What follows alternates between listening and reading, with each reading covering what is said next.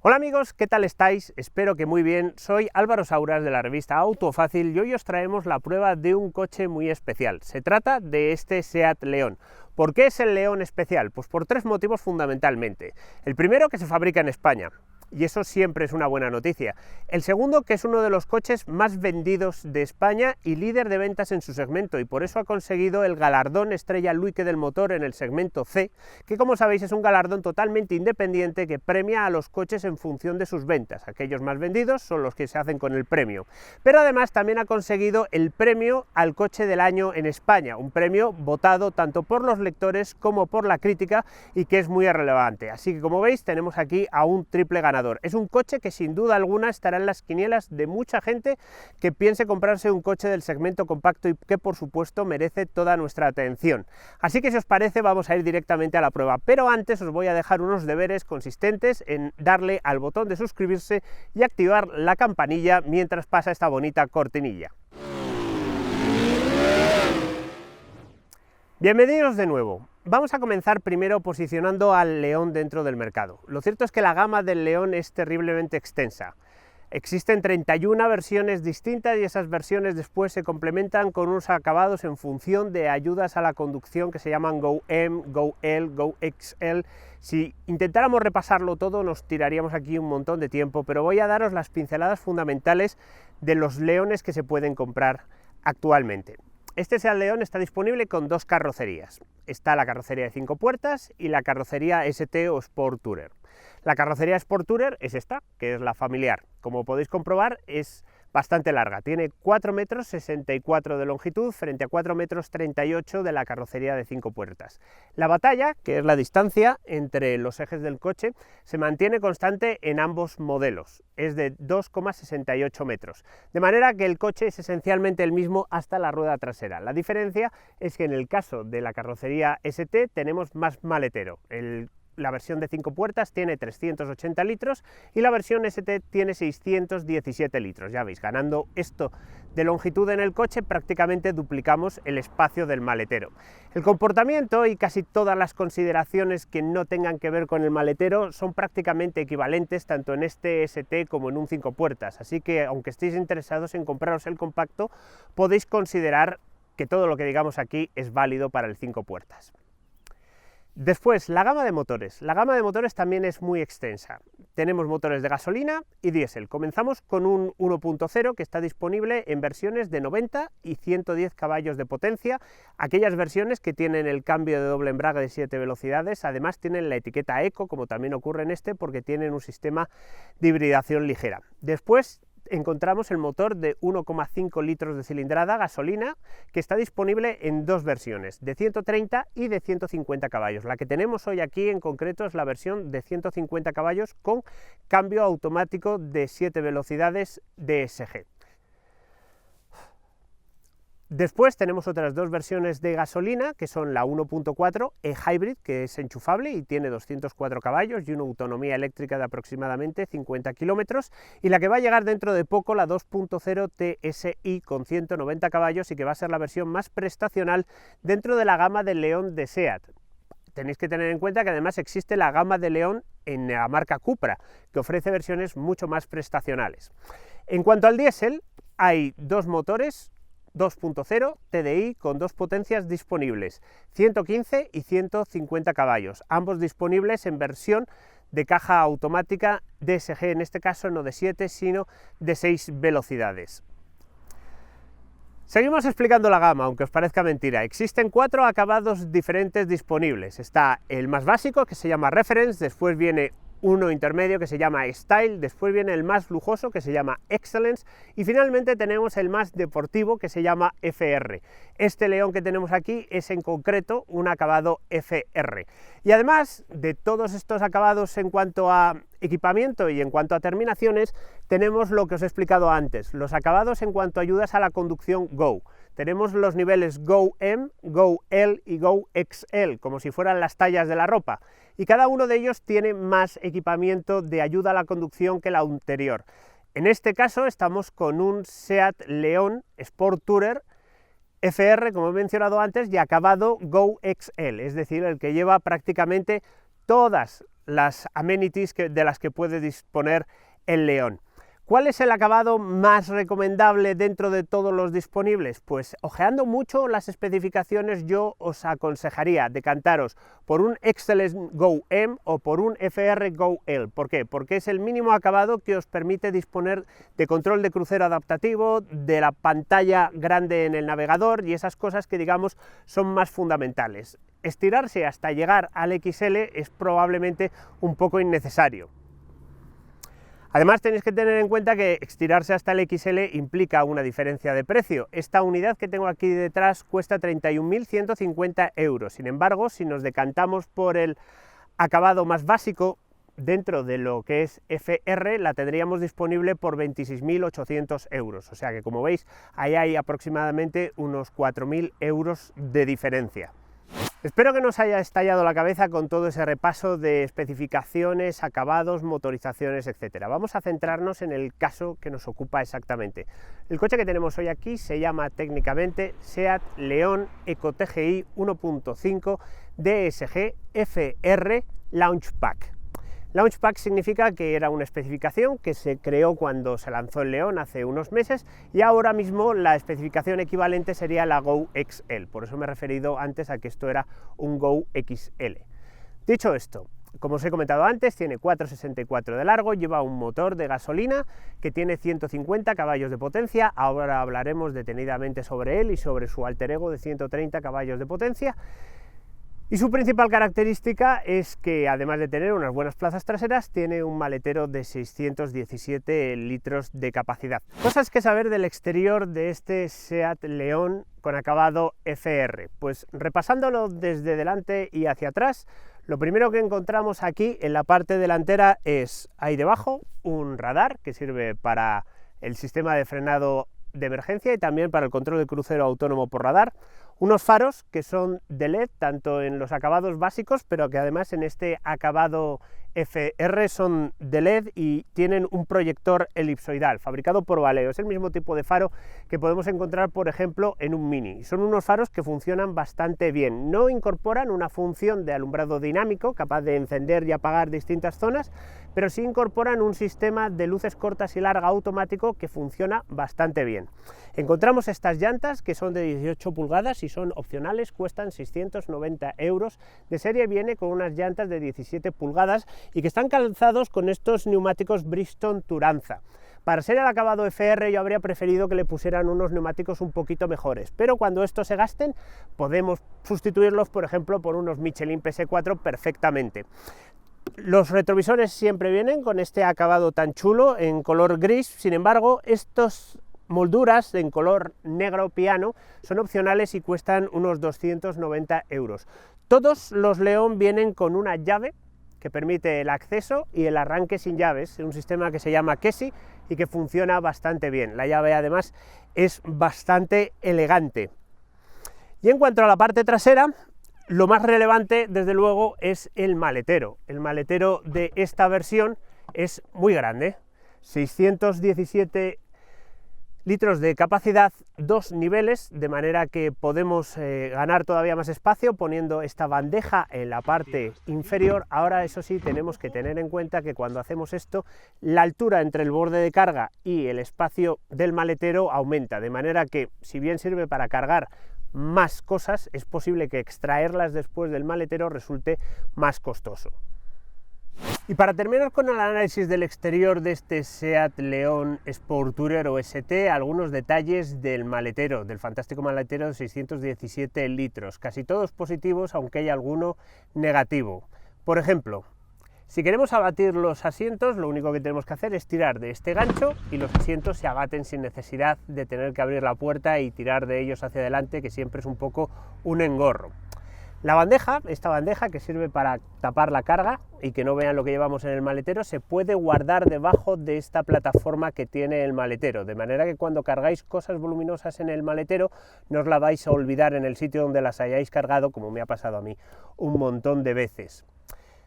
Por una cantidad de dinero realmente despreciable, 124 euros, podéis comprar esto. No, el cargador de nuestra cámara no. Me refiero a este fantástico enchufe de 220 voltios que os sirve para cargar una batería, el móvil, el portátil, lo que sea que tengáis que cargar. Os aseguro que es un accesorio que vais a agradecer un montón.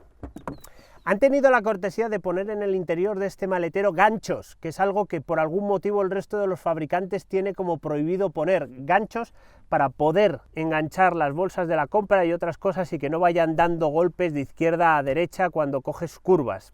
Y finalmente el asunto que sería mejorable, este maletero solamente tiene una luz, es una luz de tipo LED, pero es una luz claramente insuficiente. Está ubicada aquí y lo que debería haber hecho SEAT es poner una luz más potente y haber colocado una compañera en el lado contrario, porque cuando abres este maletero, que es bastante grande, en un parking mal iluminado, lo cierto es que no ves muy bien lo que hay dentro. Y ahora voy a ir cerrando aquí y nos vamos a ver el motor.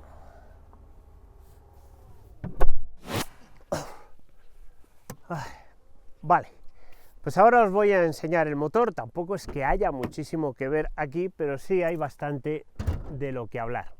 El motor es un 1.5 Eco T6, ahora os explico lo del Eco.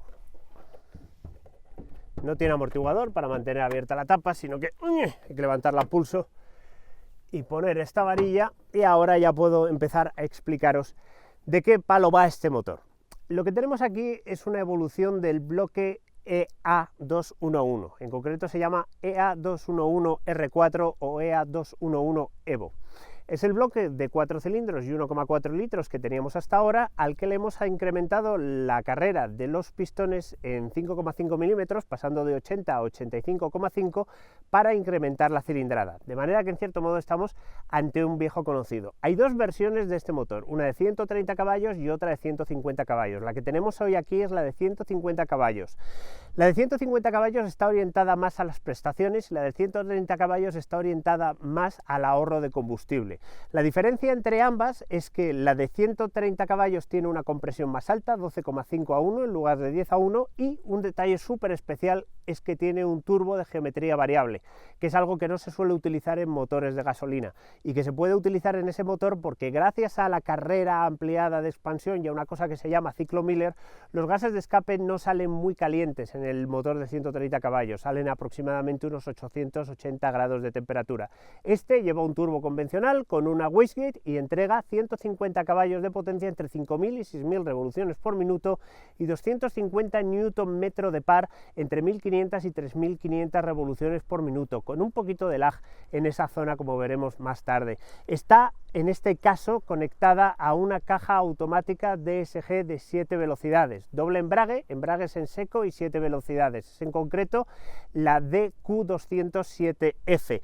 No es la DSG que más nos gusta, nosotros preferimos la de 6 velocidades con embragues en mojado, quiero decir húmedos, y como veremos también más adelante es un poquillo perezosa a la hora de realizar cambios cuando se quiere conducir bastante deprisa. En general es un buen motor que además tiene la pegatina Eco porque cuenta con un sistema de hibridación a 48 voltios. El motor de arranque desaparece y el alternador, que generalmente producía la corriente, asume sus funciones teniendo lo que se llama un motor de arranque alternador, un ISG, un Integrated Starter Alternator o Generator. ¿Eso qué significa? Gracias a una batería de 48 voltios que tenemos debajo del asiento del pasajero, somos capaces de arrancar el motor con bastante celeridad. Eso significa que en circunstancias en las que un stop-start normal no puede intervenir, como por ejemplo circulando cuesta abajo en autopista a 120 km por hora, o por ejemplo cuando nos vamos a detener un semáforo pero todavía no hemos llegado a detenernos, este motor es capaz de desconectarse completamente y en cuanto tocamos el acelerador para volver a acelerar, el ISG lo arranca inmediatamente utilizando la correa de transmisión y el coche sale de su estado de rodar a vela, que es rodar en punto muerto, para engranar la marcha y volver a empujar el coche. Y esta es una transición que prácticamente es imperceptible. El motor se arranca tan deprisa que tú no notas ni el típico de un motor de arranque convencional ni ningún tipo de retraso en el proceso de puesta en marcha. Y lo mismo ocurre cuando vamos hacia los semáforos. Es posible apagar el motor bastante antes que un stop-start convencional, que lo para cuando tú ya te has detenido. Este motor se para cuando estás circulando a 20-15 km por hora y él cree que te vas a detener. Después, si cambias de opinión, si sueltas el pedal de freno, si tocas el acelerador, se arranca inmediatamente y tú no experimentas ninguna clase de retraso ni de tirón. Es un proceso completamente transparente. El mero hecho de tener un motorcillo de 48 voltios que es capaz de proporcionar aproximadamente unos 10 caballos basta para que este coche se considere un híbrido, aunque sea un microhíbrido, y por eso dispone de la pegatina Eco de la Dirección General de Tráfico, que es algo que vamos a ver con seguridad más y más frecuentemente por todas las ventajas que aporta. Bienvenidos al interior del Seat León. Lo cierto es que es un interior bastante confortable. Este además tiene el acabado FR y hay algunos detalles que pueden ser distintos de los acabados Excellence o Style, como por ejemplo los tapizados, etc. Hablando de tapizados, existe un tapizado intermedio que cuesta unos 700 euros, que tiene algunas partes con un poco de cuero, y después está el tapizado de cuero que cuesta nada menos que 2.100 euros. Este tapizado tiene un tacto un poco rugoso, pero a cambio de no parecer muy confortable al tacto, sí tiene pinta de que va a durar muchísimo. Es un interior esencialmente táctil. Y en algunos sentidos está bien y en otros sentidos no tan bien. Por ejemplo, hay mandos como los de la regulación de los faros, que no se van a tocar prácticamente nunca y que son táctiles y que no tienen ninguna importancia que sean táctiles. Todo el sistema multimedia funciona bastante bien, con bastante soltura, no se queda tostado, por decirlo de alguna forma. Por supuesto tiene CarPlay y Android Auto inalámbricos. Y lo que sí os debo advertir es que este coche lo hemos tenido durante bastante tiempo y algunos de mis compañeros han tenido malas experiencias con el hecho de que la pantalla se apagaba de vez en cuando, había que reiniciarla, etc. Es lo mismo que ha podido pasar también en marcas como por ejemplo Tesla. Está claro que no es sencillo poner a punto estos sistemas tan chulos. Lo importante, y aquí creo que se ha desmarcado del grupo Volkswagen, de Audi, etcétera, es que las grafías que han escogido para los distintos menús están bastante conseguidas. Es decir, aunque dentro del imperio Volkswagen este coche se sitúa en la gama media tirando a baja, las grafías de la instrumentación y del sistema multimedia están mejor que las que encontramos, por ejemplo, en Volkswagen, y a mí particularmente me gustan más incluso que las que encontramos en Audi. Estos mandos que hay aquí debajo sirven para controlar el climatizador, son táctiles y es imperdonable que probablemente por ser táctiles no estén iluminados, retroiluminados. Cuando se hace de noche tú ves perfectamente la pantalla, pero no sabes exactamente dónde está la banda azul o la banda roja. Se lo perdonamos porque siempre podemos hacer clic en la temperatura, en esta parte superior, y ajustar perfectamente la temperatura del interior del habitáculo. La instrumentación digital es muy sofisticada. Tenemos muchas opciones para colocar lo que queremos ver exactamente donde queremos ver. Tenemos un mandito que nos permite seleccionar lo que se muestra en el cuadrante izquierdo, en el cuadrante derecho. Tiene 3 estilos diferentes y a mí el que más me gusta es el estilo más clásico, el que muestra las revoluciones por un lado y la velocidad por el otro. El puesto de conducción, la postura al volante, está muy conseguida. Yo creo que agradecería que saliese el volante una pizquilla más, pero los recorridos, como podéis ver, son bastante amplios. Me gustaría que saliese un poquito más, pero bueno. Tenemos unas levas de cambio que son pequeñitas, nosotros las conocemos como Mickey Mouse porque asoman las orejitas por encima de los radios del volante y que si saliesen 1 centímetro más hacia afuera no pasaría nada. ¿Hay mandos táctiles en el volante? No, son mandos físicos y eso es una noticia fantástica. Cuando veáis fotos de los mandos táctiles de un Volkswagen Golf, por favor no les tengáis ninguna envidia, son muy bonitos, pero incluyen el penalty, incluyen la multa de ser un tostón a la hora de manejarlos. Aquí puedes subir el volumen y bajarlo haciendo así con el dedito y eso es fantástico. Tenemos un dispositivo de carga inalámbrica para cargar nuestro móvil, que además va ahí sin moverse a izquierda o a derecha. Tenemos 2 USB-C para cargar dispositivos dentro del coche, de manera que dentro de unos años el coche va a parecer todavía actual.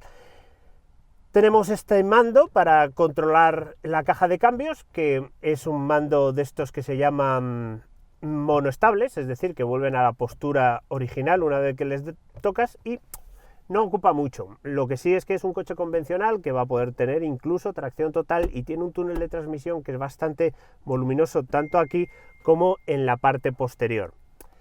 Tenemos estas luces de lectura de mapas que están muy bien conseguidas porque dan la luz suficiente, y tenemos un sistema que permite iluminar el interior en distintas tonalidades, que puede ser un poquito molesto por la luz que puede dar cuando estás circulando completamente de noche. Afortunadamente, a través de los menús del sistema multimedia se puede atenuar la intensidad que proporciona. Y básicamente este es el interior de este León. Es un interior con una ergonomía bastante buena.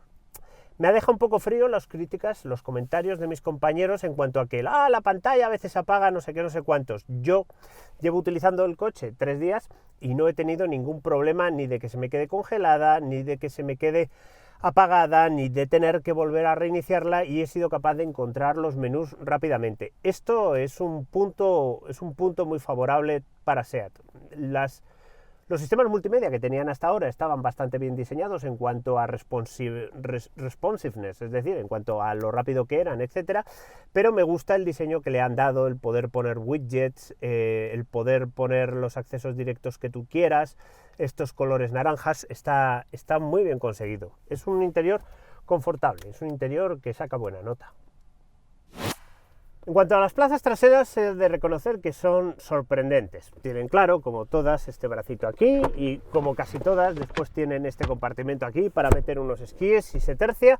Y lo importante es que hay bastante espacio para las rodillas. La banqueta tiene la inclinación que a mí me gusta, no digo que sea la adecuada, pero desde luego es la que me resulta más confortable. Hay bastante espacio para meter los pies debajo del asiento. Tenemos un climatizador de 3 zonas que está disponible, viene de serie con los acabados superiores, y unas salidas de aire aquí, de manera que los pasajeros traseros no tienen un control de la climatización tan bueno como el de los delanteros, pero pueden, dentro de lo que cabe, ajustar su temperatura a su gusto. Tenemos unas luces de lectura que, a diferencia de la del maletero, son excelentes y que se encienden simplemente dándole al dedito, y tenemos 2 conectores USB-C, porque es un coche del siglo XXI, para cargar 2 dispositivos mientras vamos tranquilamente aquí recostados, bien sujetos por el asiento. Es curioso que ofrece unas plazas traseras mejores de lo que yo esperaba, casi en línea con lo que podemos encontrar, por ejemplo, en coches que son esencialmente más largos, como por ejemplo un Mazda 6. Este aspecto está muy bien resuelto. Bienvenidos a la prueba en marcha de este SEAT León 1.5 Eco TSI. La verdad es que es un coche bastante agradable. Vamos a ver por dónde empezamos. Podemos empezar, por ejemplo, mencionando que sobre el exterior hay una cosa que se me ha olvidado decir, y es que tiene una luz de posición que atraviesa completamente la parte trasera, que es muy chula. Antaño, tener una luz roja que atravesaba toda la parte trasera de un coche era algo un poco ampuloso, un poco como de coche americano, como de Cadillac Seville o STS, y ahora se está poniendo cada vez más de moda. Supongo que porque los fabricantes ya no saben qué hacer para conseguir poner buenas firmas ópticas reconocibles en los coches, y ya están empezando a utilizar pues incluso toda la calandra, como por ejemplo en el caso de un ID3 o un Mercedes EQC, que llevan una barra luminosa ahí delante, o toda la parte de atrás, como en el caso de este León.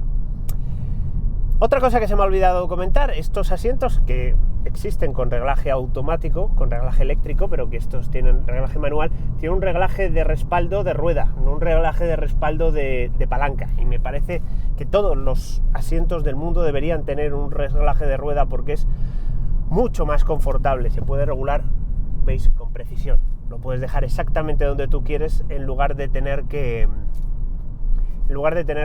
coger y saltar un clic entero, que muchas veces es demasiado saltar. En cuanto al motor, este 1.5 TSI es un propulsor bastante agradable, voluntarioso, que emite un sonido también agradable, no especialmente chillón, con muy poco nivel de ruido y vibraciones. Puede que no llegue a la suavidad, a la sedosidad de giro de, por ejemplo, un PureTech de Peugeot, que puede ser un 308 Station Wagon, otro de los rivales potenciales de este coche. Pero mueve muy bien al vehículo, desde luego tiene prestaciones más que de sobra para desenvolverse en cualquier entorno. Es decir, es una motorización muy razonable, así como os diría que la 110 y la 90 caballos se pueden quedar cortas, especialmente si estáis pensando en montar gente en el coche. Con el caso del 150 es tener las espaldas cubiertas en cuanto a prestaciones. Otra cosa buena que tiene es que gasta relativamente poco. ¿Cuánto es eso? Pues es exactamente entre 6 y 7 litros. Conseguir que gaste menos de 6 litros requiere ir levemente por debajo de las velocidades máximas de la vía. Y conseguir que gaste por encima de 7 litros requiere hacer mucho tráfico en ciudad. Normalmente se sitúa entre el 6,2, el 6,3. Ahora mismo, con todas las paradas y arrancones que hemos hecho a lo largo del día para grabar este vídeo, está en 7 litros en 67 kilómetros. Pero tengo aquí otro parcial que afecta a un montón más de kilómetros, a 2.606 kilómetros, y está marcando 7,1 litros a los 100. Tenéis que tener en cuenta que la utilización de un coche de prensa no es estrictamente convencional. Se le pegan más acelerones, es decir, lo que vosotros vais a conseguir en la realidad va a ser un poquito inferior de 7 litros. El consumo homologado es de 5,9 para la versión Sport Tourer, de 5,8 para la versión de 5 puertas, de manera que es un consumo honesto y es un consumo relativamente bajo. Tal como está el precio de la gasolina, prácticamente nada se puede considerar un consumo lo suficientemente bajo, pero es un consumo bajo. Después está el asunto de la faceta híbrida del motor, de la microhibridación. Estas microhibridaciones, que utilizan la correa de transmisión de órganos auxiliares para enviar la fuerza, están bastante limitadas en cuanto a potencia. Y igual que ocurre en otros modelos de la competencia, la utilidad en este Seat León es sobre todo proporcionar un sistema stop-start obsesivamente bueno. Y en ese sentido lo hace muy bien. Muchas veces, y por supuesto ahora que estoy dejando ir el coche, miras para abajo y compruebas que, aunque parezca mentira, también ha vuelto a parar el motor. Y en cuanto tocas el acelerador, otra vez lo pone en marcha, y si no miras el cuentavueltas, es totalmente imposible que te des cuenta de lo que está pasando. Además, la gestión que hace del motor está en cierto modo relacionada con lo que percibe el radar que llevamos en la calandra delantera. Ese cuadradito que os enseñaba antes, perdona, no, tengo cogido el volante. Lo de la detección de manos en el volante no está tan pulido. Como os decía, utiliza información de ese radar que hay en la calandra delantera, de manera que cuando no hay absolutamente ningún coche delante, te pone el coche a vela, es decir, selecciona el punto muerto y desembraga las ruedas del motor, las desacopla para que vayas a vela. Pero cuando tienes un coche delante que se está acercando, pues entonces lo que hace es poner retención máxima en ese motorcillo para frenar dentro de lo que cabe el coche. No es un efecto que sea muy evidente, y cargar al máximo la batería para tenerla preparada para prestar la próxima función de arranque, etcétera. La batería, ya sabéis, va debajo del asiento del pasajero y es una batería realmente pequeña. Tiene poca tensión, 48 voltios, de manera que en este coche no hay que ceñirse a ninguna de los reglamentos de alta tensión que sí tienen que cumplir los coches eléctricos con una pila de alto voltaje, y tiene una capacidad de unos 600 vatios hora, o sea, es muy poquito, pero es lo suficiente para que la máquina eléctrica que es el ISG sea capaz de arrancar el motor ¡plaf!, en un periquete.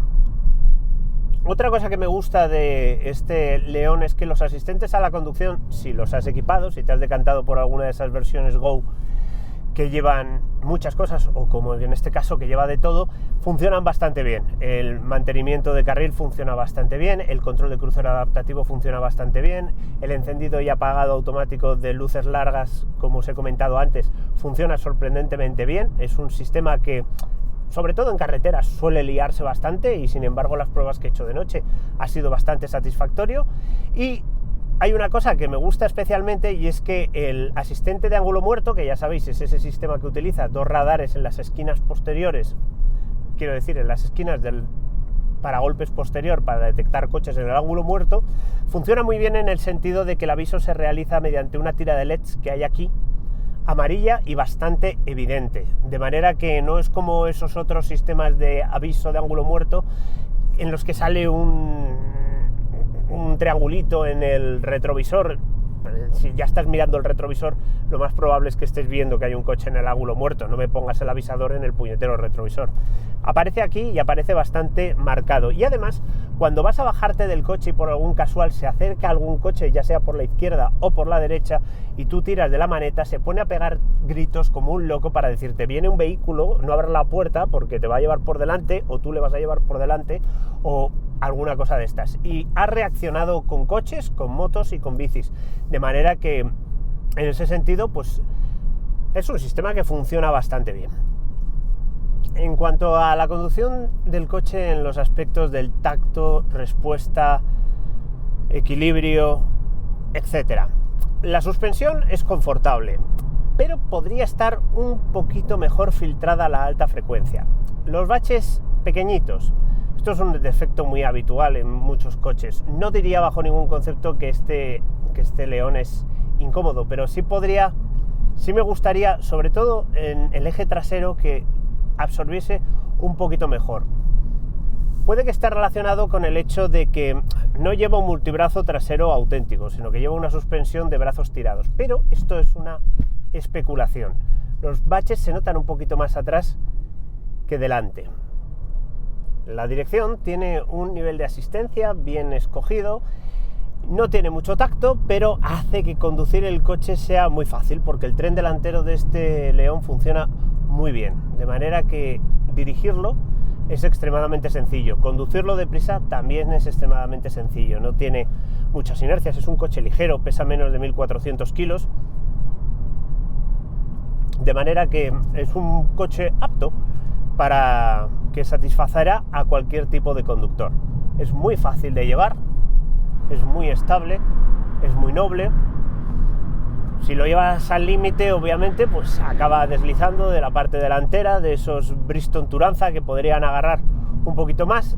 El freno podría tener un tacto un poquito más firme, pero no podemos estar del todo seguros de que esta unidad, siendo una unidad de prensa, no haya tenido una vida un poco dura que explique que el pedal del freno esté un poquito más blandito de lo que cabría esperar.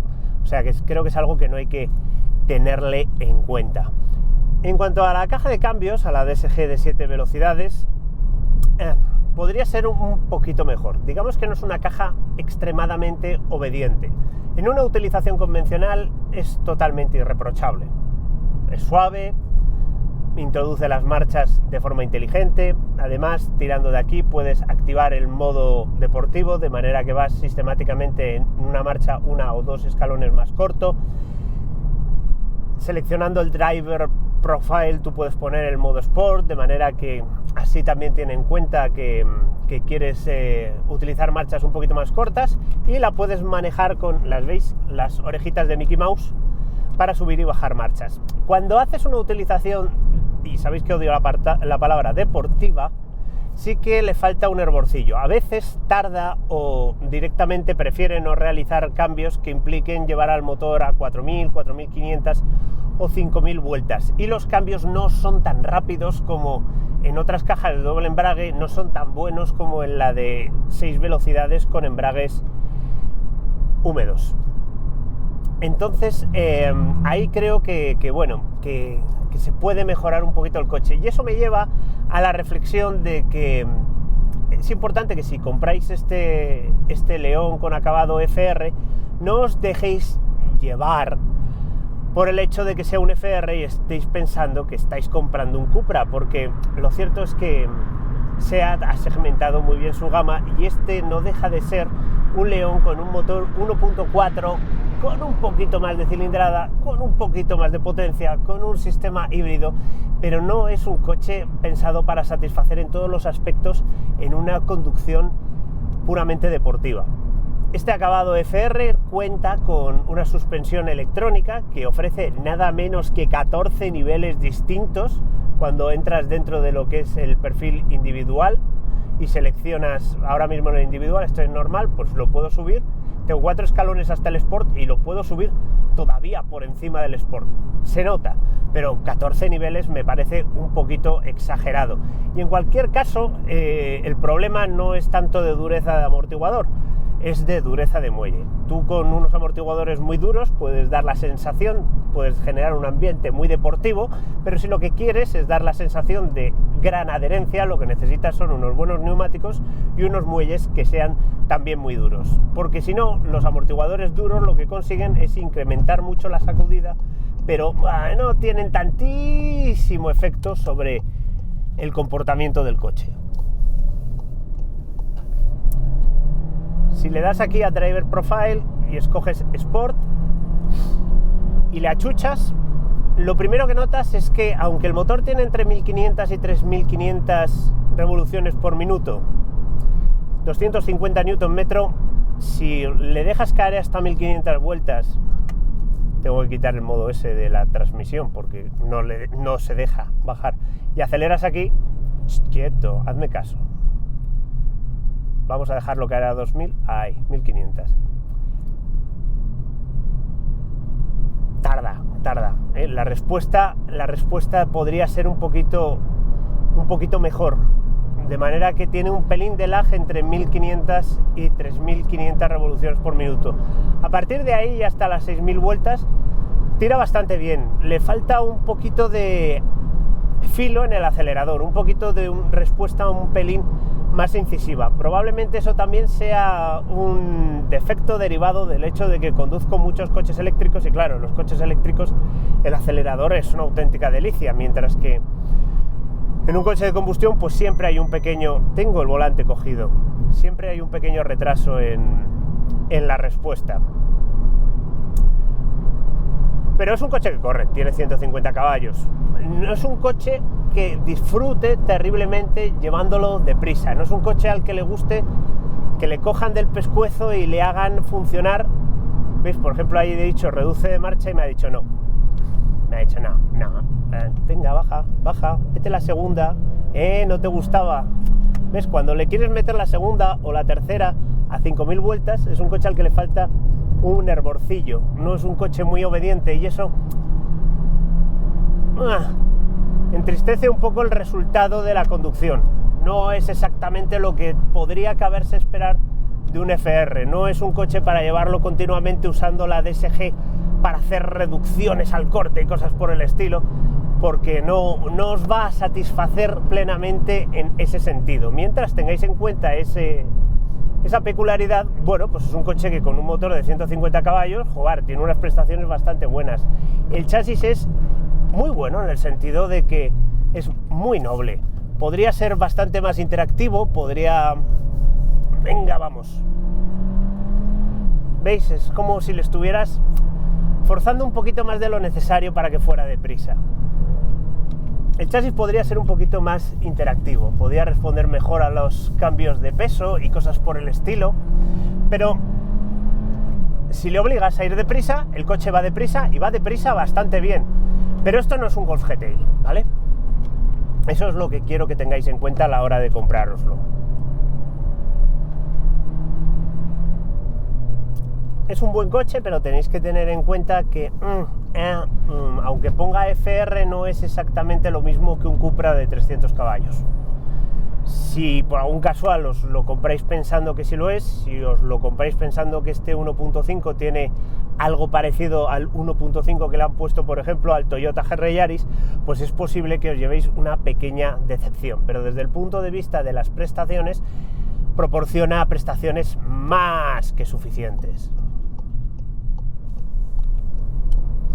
Ya sabéis que suelo decir siempre que es importante cómo van en marcha los coches, mucho más que cómo son por fuera o cómo son por dentro. Y a la hora de mencionar a rivales de este SEAT, creo que también hay que pensar precisamente en cómo va este SEAT y cómo van los rivales. Creo que esto va mejor que un Megane, creo que esto va mejor que un 308, creo que esto va mejor que un Kia Ceed Tourer, aunque un Kia Ceed Tourer puede ofrecer una cota de confort superior a la que ofrece este coche. Creo que va un poquito mejor que un Octavia, que básicamente es el mismo perro con distinto collar, y creo que va mejor que un Mazda 6, sobre todo porque el Mazda 6 es tan grande que eso le perjudica desde el punto de vista dinámico, pero no creo que ofrezca tanto confort como un Mazda 6 o como por ejemplo el Kia que os he mencionado. Tendría que tenerlos juntos. No estamos hablando de incomodidad, sí estamos hablando de que yo creo que incluso lo veis en la imagen, hay un poquito de plom, plom, plom, plom, plom, plom, plom, de sacudida. ¿Cuál es la solución? Pues hombre, probablemente la solución sea comprarse un Volkswagen Passat o comprarse un Audi A3, en el que seguro que la suspensión es ese poquito mejor que a todos nos gustaría, pero a cambio nos cobrarían pues otros 10.000 euros extra y puede que no queramos o que no podamos permitirnos ese desembolso. Como coche, este 150 me parece muy recomendable. Muchas veces nos preguntáis si es necesario subir al 150, o sea, al escalón superior de precio dentro de la gama de un vehículo.